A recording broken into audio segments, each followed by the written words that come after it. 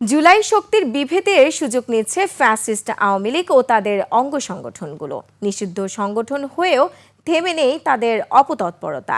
দেশে বিভিন্ন এলাকায় তারা গোপনে সংগঠিত হওয়ার চেষ্টা করছে। গোপালগঞ্জে এনসিপির সমাবেশ ও পদযাত্রায় হামলার মতো ঘটনায় স্পষ্ট হয়ে উঠছে অস্থিতিশীলতা তৈরির পরিকল্পনা। প্রশ্ন উঠছে, নিষিদ্ধ ঘোষণার পরও কিভাবে চালিয়ে যাচ্ছে এমন কর্মকাণ্ড।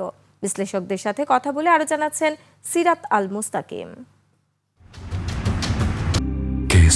শেকড় থেকে শিখরে।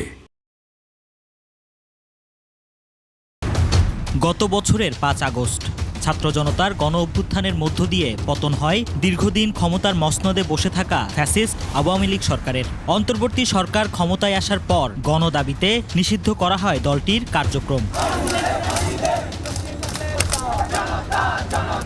তবে নিষিদ্ধ ঘোষণার পরও আওয়ামী লীগ ও তাদের অঙ্গ সংগঠনগুলোর অপতৎপরতা থেমে নেই। রাজধানীসহ দেশের বিভিন্ন জায়গায় গোপনে সংগঠিত হওয়ার চেষ্টা চালায় ফ্যাসিস্ট শক্তি। সর্বশেষ বুধবার গোপালগঞ্জে এনসিপির শান্তিপূর্ণ সমাবেশে হামলা আর ভাঙচুর চালায় নিষিদ্ধ ছাত্রলীগ।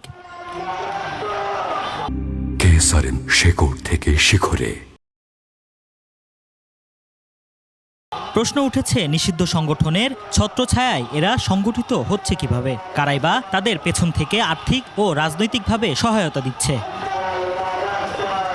বিশ্লেষকরা বলছেন, পতিত আওয়ামী লীগ দেশকে অস্থিতিশীল করার চেষ্টা চালাচ্ছে। একই সাথে অভ্যন্তরে থেকে তা বাস্তবায়নের চেষ্টা করছে ফ্যাসিস্টের দোসররা।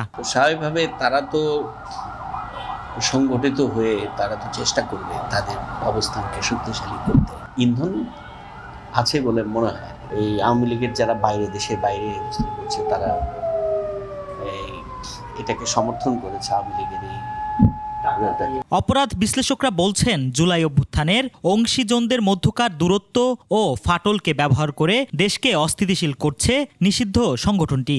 আর ফাটল যত বেশি বাড়বে, অনৈক্যের জায়গাটা যত বেশি তৈরি হবে। মতের বিরোধ থাকবে, দ্বিমত থাকতে পারে, কিন্তু সেই মতের বিরোধ থেকে যদি দ্বন্দ্ব সংঘাত সহিংসতার সৃষ্টি হয়, তখন কিন্তু আওয়ামী লীগের ফিরে আসার জায়গাটা অনেক সহজ হবে। গোপালগঞ্জের ঘটনায় পুলিশ প্রশাসনের বিভিন্ন দুর্বলতাও তুলে ধরেন এই বিশ্লেষক। আইন শৃঙ্খলা বাহিনীর কিন্তু আরও বেশি সোচ্চার ভূমিকা পালনের প্রয়োজন ছিল। সিরাত আল মুস্তাকিম, ২১ টেলিভিশন, ঢাকা।